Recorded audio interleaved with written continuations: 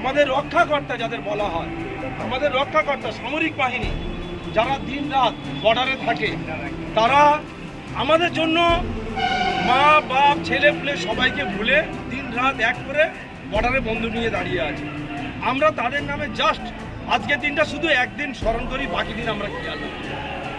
তাদের মধ্যে পড়ে আমাদের অনেক শ্রদ্ধার পাত্র প্রিয় বিনয়, বাদল, দীনেশ, এদের ভূমিকা প্রচুর।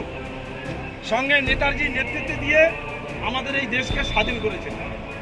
তাই আমরা আস্তে আস্তে তাদেরকে আবার এই বেদিতে যারা ফুল দিতে চান তাদের শ্রদ্ধার জন্য তাদেরকে শ্রদ্ধা দিয়ে আমরা তাদের কাছে শ্রদ্ধা জানাবো। আমাদের ৮০তম বর্ষে আমরা ফ্ল্যাগ উত্তোলন করেছি। আগামী দিনে আমরা দেশের সৈনিকদের প্রতি আরও শ্রদ্ধা জ্ঞাপন হব এবং দেশভক্তির মর্যাদা বাড়াবো। জাতি ধর্ম নির্বিশেষে দেশভক্তির প্রধান, দেশভক্তি প্রথম, তারপরে যা হবে। দেশ থাকতে গেলে দেশ আগে, কোনো জাতি আগে না, দেশ আগে। দেশ হচ্ছে জাতির একটা নাম। আমাদের তার সামরিক বাহিনীর নেতৃত্বধারী নেতাজি সুভাষচন্দ্র বসু। বন্দে